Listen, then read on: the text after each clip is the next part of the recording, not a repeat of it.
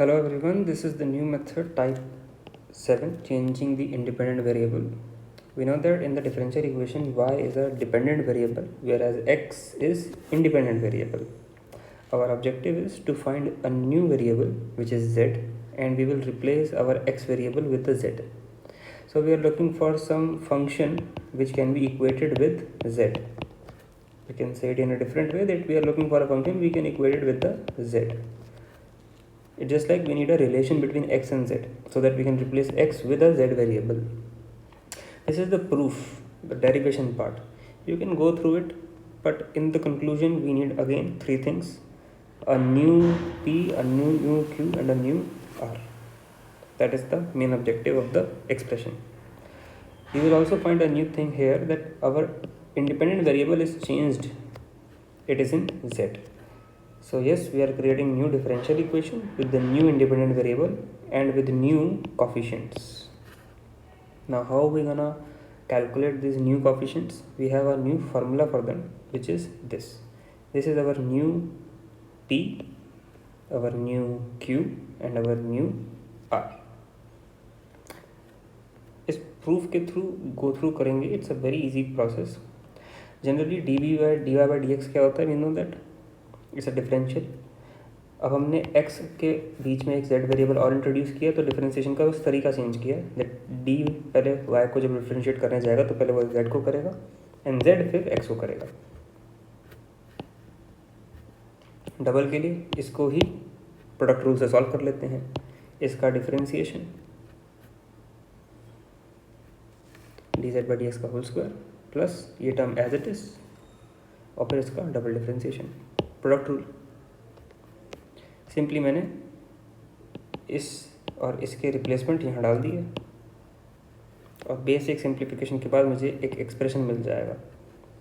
तो जो भी d y by d z का कॉफिशिएंट होगा उसको मैं एक नया p डिनोट कर दूंगा, y के कॉफिशिएंट को नया q, और डी डबल डिफरेंशिएशन जो होता है उसका कॉफिशिएंट 1 होता है, r को नया r.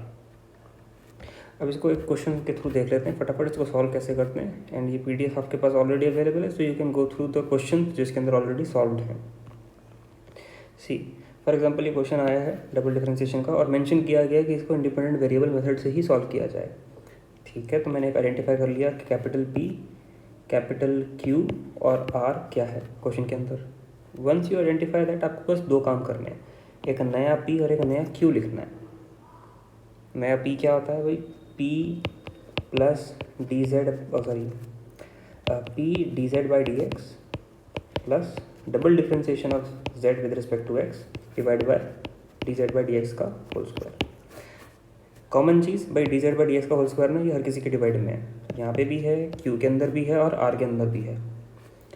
तो जनरली आपको बस इतनी चीज़ अपने दिमाग में डालनी है. बहुत इजी है, बार बार जब हम रिवाइज करेंगे इसको, क्वेश्चन को सॉल्व करेंगे तो याद हो जाएगा कि P के साथ d z by d x की मल्टीप्लाई होती है. अब एक बार d z by d x आ गया है, कुछ नया आना है तो डबल डिफरेंशिएशन आ गया. It's a very silly way of remembering it. It's not a right way to do. Okay, silly तरीका है याद करने का कि एक बार डिफरेंशिएशन हो गया और दूसरी बार डिफरेंशिएशन उसके साथ बगल में लिखा हुआ है. अब हमारा ऑब्जेक्टिव है कि मेरे को एक नया फंक्शन फाइंड करना है जो x और z के बीच में एक रिलेशन पैदा करे. तो फाइंड कैसे करेंगे? We have two methods. Method number 1 कि हम जो भी हमारा नया p है उसको इक्वल टू 0 डाल दें. इट्स अ मेथड, अपनी इच्छा से हम डाल रहे हैं, ये हमारी विश है. ऐसा करने से हमें एक एक्सप्रेशन मिलेगा जो हमें z और x के बीच में एक रिलेशन दे देगा. और वी हैव अनदर अप्रोच जिसके अंदर हम जो हमारा Q1 है, जो हमारा नया Q है, उसको इक्वेट करें, इक्वल में लिखें किसी कांस्टेंट के. वो कोई भी कांस्टेंट हो सकता है. ये दो मेथड है हमारे पास. नंबर 1, आप इसको इक्वल टू 0 करें P1 को, और नंबर 2 आप कांस्टेंट के इक्वल लिखें Q1 को. दोनों में से कोई भी एक अप्लाई कर सकते हैं. It's totally depend upon the choice. For example मैंने इस पर्टिकुलर क्वेश्चन को सॉल्व करने के लिए P1 को 0 किया है. तो P1 को 0 किया तो यानी कि P1 की पूरी टर्म लिखी is equal to 0. Denominator is equal to किधर मल्टीप्लाई में जाएगा, कैंसिल. ये टर्म 0. P की जगह P की वैल्यू रख दी, d z by d x double differentiation. अब ये सॉल्व हो सकता है सिर्फ मैं अगर d z by d x को भी पुराने मेथड से d z by d x को भी कह दो, कोई भी वेरिएबल ले सकता था मैं इसको, यहाँ पे मैं एग्जांपल के लिए एस लिख सकता था या फिर एम लिख सकता था, कुछ भी लिख सकते हैं। तो ये d v by d x plus इस चीज़ को वी बोल चुके हैं तो we cot x.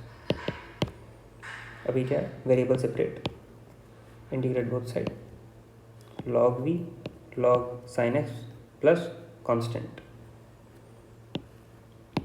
Simple basic step से इसे सॉल्व किया है, ठीक है।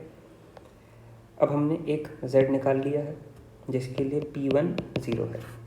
उल्टा बोल सकते हैं कि p1 0 होगा तब जब मेरा z जो है वो c1 log tan x/2 होगा। तो दोनों बातें एक साथ कैरी ऑन होती हैं।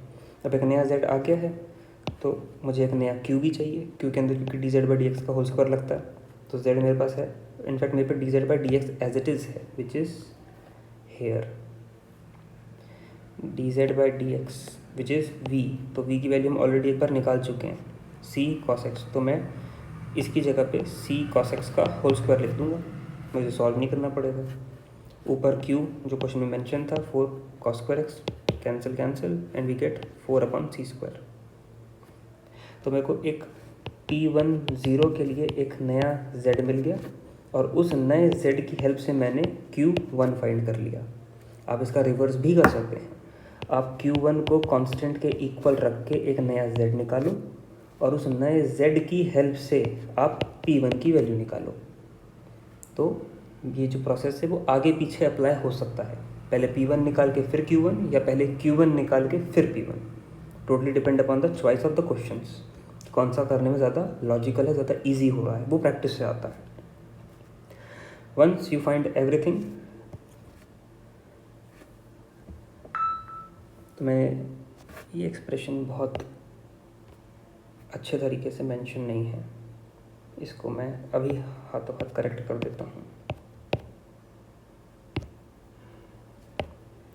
D y by d z square d y by d z and Y,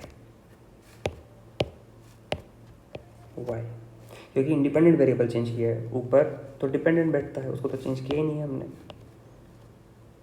ठीक है। मूविंग फॉरवर्ड, एक्सप्रेशन डाल दिया मैंने, नया p1 0 था और नया q1 क्या था 4/c²।